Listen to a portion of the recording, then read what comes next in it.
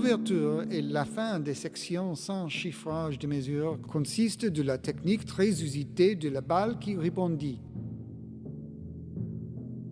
Si vous imaginez laisser tomber une balle de ping-pong d'un mètre au-dessus d'une table, et si vous prêtez attention au niveau d'accélération des rebonds, vous aurez une idée de la façon dont vous devez exécuter cet accélérando.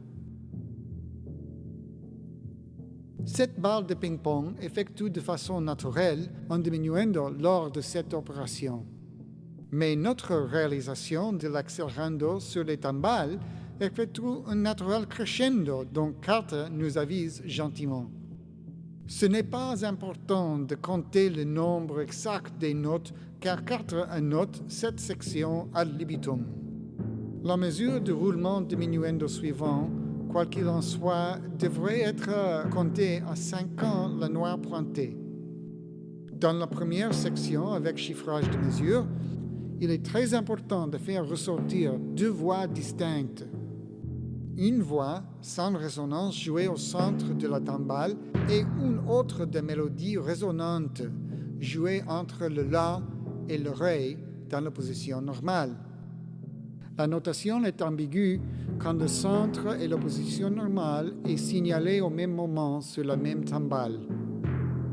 Je suis d'accord avec l'interprétation de Jan Williams, selon laquelle les deux peuvent être joués au même moment sur le même timbale, bien que Carter ait omis de signaler le staccato pour les rythmes joués au centre avec les notes ayant l'écu en bas.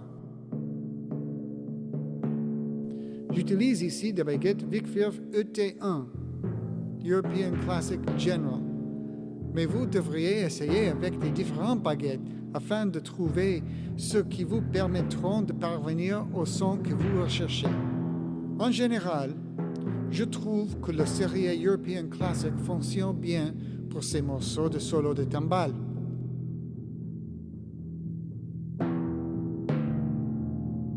Dans la section commençant à la mesure 52, soyez attentifs à bien maintenir 2 voix très différentes, une très douce et rapide et l'autre très forte et résonante. Ces morceaux ont été originellement écrits comme des exercices pour Carter afin d'expérimenter le concept de modulation du chiffrage de mesure et Saeta fait usage de cette technique de composition. Je recommande fortement de travailler avec les métronomes personnalisés que je fournis sur ce DVD pour chaque morceau utilisant le chiffrage de mesure, afin que les relations de changement de chiffrage de mesure soient correctement interprétées.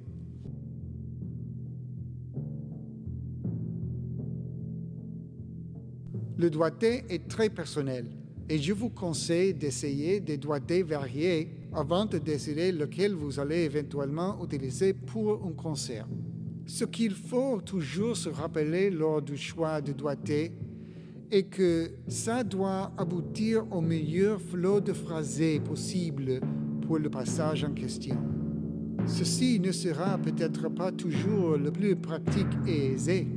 Vous pouvez essayer ce que vous me voyez faire ici comme un exemple, mais ne le considérez pas comme la façon à suivre, mais plutôt comme une des nombreuses façons possibles.